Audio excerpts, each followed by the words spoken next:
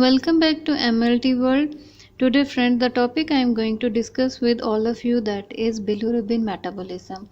Bilirubin metabolism is one of the most important topic in biochemistry subject, and I will try to explain this bilirubin metabolism in an easy way so that you will always remember. Let's start.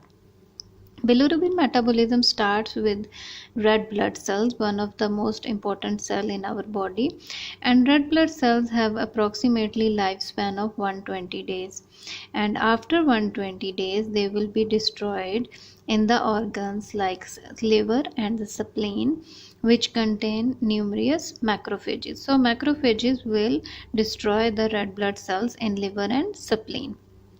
When they will destroy, then hemoglobin will be released. Hemoglobin, as we know, that is present in the red blood cells. Hemoglobin, then it will divide into heme part and the globin part, and globin is further it will convert into the amino acids, and that amino acid will be utilized by the body. So now heme part is the important part that is involved in the bilirubin metabolism. That is our topic also.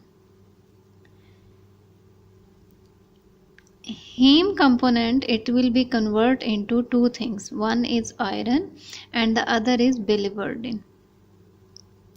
And when it will convert into biliverdin, this reaction will be catalyzed by the enzyme that is called as heme oxygenase. So with the help of each heme oxygenase enzyme, heme will convert into biliverdin.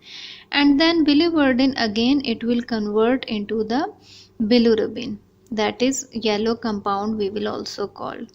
And this reaction will be catalyzed by biliverdin reductase. Here the important point is this bilirubin is unconjugated bilirubin. Unconjugated bilirubin is not water soluble, so it needs something to enter into the liver.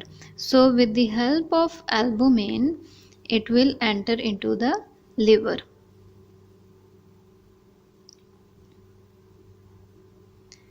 As I told that until now bilirubin is unconjugated bilirubin, but this unconjugated bilirubin it will combine with albumin and then it will enter into the liver.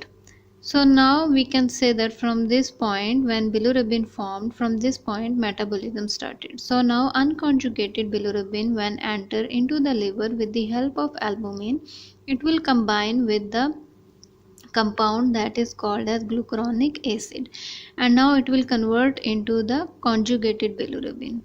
And this conjugated bilirubin, again the important point, this conjugated bilirubin is water soluble form of bilirubin.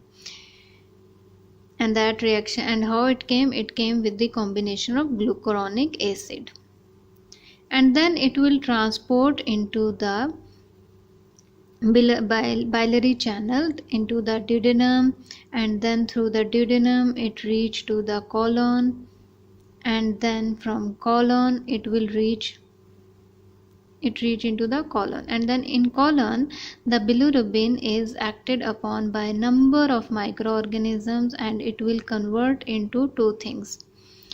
It will convert into urobilinogen and then it will convert into stercobilinogen.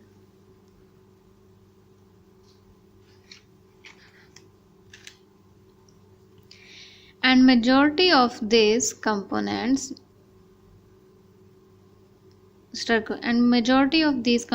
are excreted into the feces in the form of stercobilin.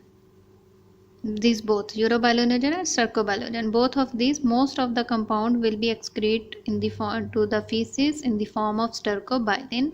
That's why it will give yellow color to the feces. But 10 to 15% of compounds are reabsorbed into the blood, and some of that part or some percentage we can say that it will reach into the liver, and this circulation we will call as enterohepatic circulation, and rest of the compound will rest of the percentage will reach to the kidney, and they are excreted in the kidney in the form of urobilin. So this is how bilirubin metabolism take place, or this we can say that this is the cycle how bilirubin metabolism happened.